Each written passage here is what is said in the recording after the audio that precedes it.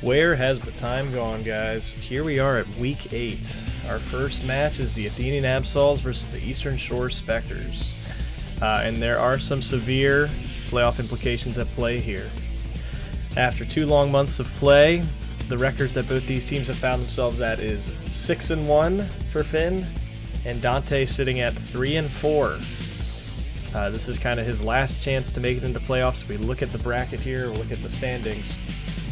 The Eastern Shore Spectres are sitting at 3-4, just below the Saguaro Sotawudo. In order to make playoffs, Dante needs to win this week, Saguaro needs to lose. Might be a tall ask given Finn's record so far. This is going to be a tough match, but definitely winnable. Excited to see how this match goes. Finn playing pretty methodical, with an MVP candidate, a frontrunner even, I would argue, from that Metacham. You seen those offensive stats? That thing is efficient at killing. But Dante, of course, no slouch either. He's shown that he can win in these tough situations, so I'm excited to check out this match. Let's jump into it. Here we go. Here's game 1. Leading Zapdos into Cloyster. Now what Cloyster wants to see. Goes for the sub, but it's too late. Already got the para off. At this point, I would just be clicking boom if I'm Cloyster, because now Thunderbolt's going to take you out. Goes to Gengar. Big damage and gets the para. That's just no luck at all. That's rough. Rock slides the Zapdos, but doesn't kill. Gets a flinch, though. Might have avoided another Paralyze or a HP Ice. That's good. Swampert comes in, defensive switch in. Here comes Flygon, the Twizzler. Love the candy nicknames, Dante.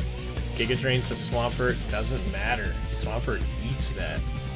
Only takes 41%. Toxic on the Swampert, Toxic on the Melodic. I know the Melodic is most likely refreshed. The Swampert could be too, though. Chooses to get out of there. Jirachi in, facing down the Twizzler. Special attacking Flygon. No Earthquake in sight, and Ice Punch gonna take you out. I believe Flygon's special attack is base 80, whereas its physical attack is base 100. Cloyster just trying to get subs off. To what end, I'm not too sure, but Cloyster goes down. Salamence now in. Flamethrower, but Ice Punch, you know it's coming. Jolly Rancher goes down. Now Breloom. Psychic takes out the Boston Bean. And it's Melodic versus the World. With a Toxic on it. And Spadef drops from this Psychic. It's not looking like it's possible. Goes to Blissey, just going to try to stall it out at this point.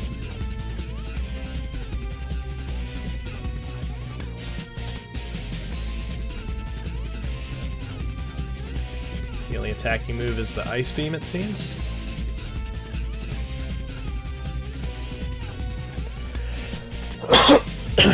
Haven't seen a lot of seismic tosses from Blissey's this season. It's no use. It's no use.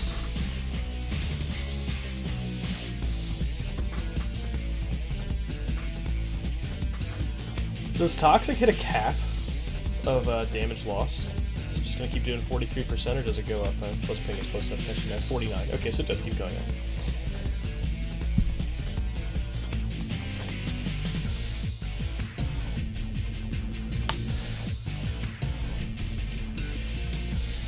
It looks like Melodic, the Pokemon that's been putting the Eastern Shore Spectres on its back all season. Definitely a front runner for a defensive player this season. This Melodic's been super impressive all season. But it's going down with the ship. Last man standing. And now we go to game 2. A 6-0 from Finn. Let's check out game 2. Jirachi in on the Gengar. Gonna hit it with a Psychic, but it's gonna go down from Destiny Bond. Sneaky, sneaky Gengar taking it out. Jolly Rancher comes in. That Jirachi was a pain. Glad to see it gone. Hidden Power Flying? No. Hidden Power... something super effective. Hidden Power Ice, perhaps? Because we know Rock Slide was already on that sound list, unless it's a different team.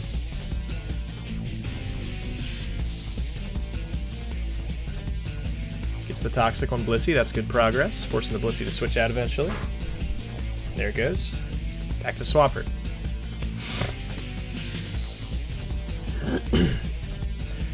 Yeah, I think Dante being the respectable player, even though if he had Refresh on that Melodic last game, recognizing that Melodic was his last Pokemon, not really worth clicking Refresh.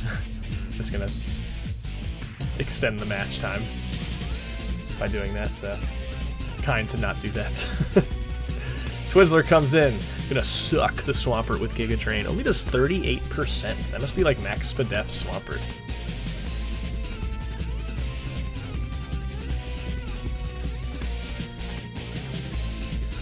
Flygon wants so desperately to be good at everything, but in its efforts, it's kind of mid at everything.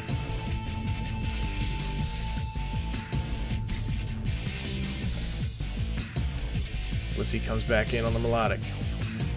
I don't know. In my opinion, when we talk about like offensive player and defensive player of the season,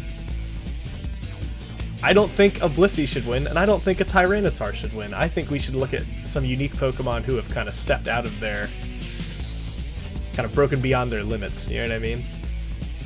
Surpassed expectations. Obviously, Blissey is going to do really good defensively. Obviously, Tyranitar is going to clock in a lot of damage because of Sandstorm. I think it would be cool to see Pokemon other than those two be in people's considerations. Focus Punch going to destroy this Swampert. It's gone. And suddenly it's 4 versus 4. But there's the Medicham. Gets off a sub in the face of Spore. Oh no. And it looks like Focus Punch is coming out. Just gonna obliterate something. Brick Break works too. Gobstopper. Shoutouts to Cloyster's defensive stat. Taking, what, 58% in that Brick Break? Like, was that super effective?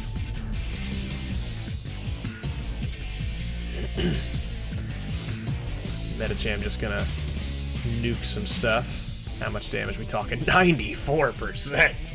Ugh. Does Substitute Block Intimidate? That's gnarly.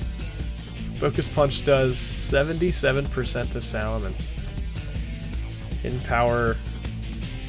Like I said, I don't know what that Hidden Power is. It was super effective against Zapdos. Typically Salamence runs Hidden Power Flying, but it couldn't have been that.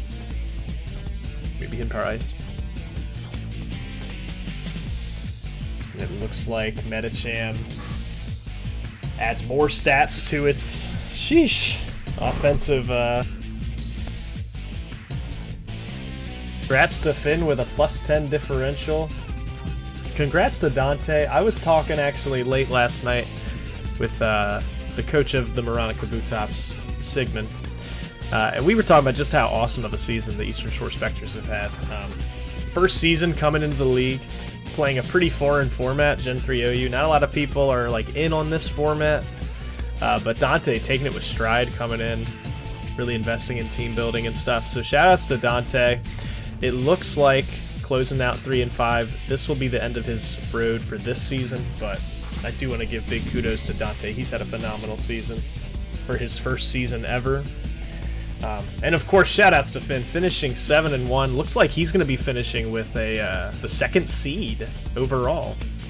He's now, where is he? The Athenian Absol 7 and 1 +9 differential.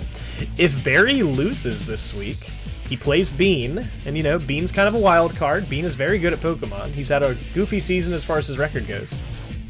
But if he loses to Bean, Finn actually takes the #1 seed. That's what I'm talking about. That's playoff implications, guys. Come on, every match matters. So that's exciting. Now we just need Bean to, like, care and try. Come on, Bean. I feel like Bean, if he just, like, sat down and, like, cooked, would really tear us up some of these seasons, but... c'est la vie. Congratulations to both players. Week 8 is off to an awesome start. And I'll catch you guys next time. We got 5 more matches. This weekend should be exciting. Peace out, guys. Catch you later.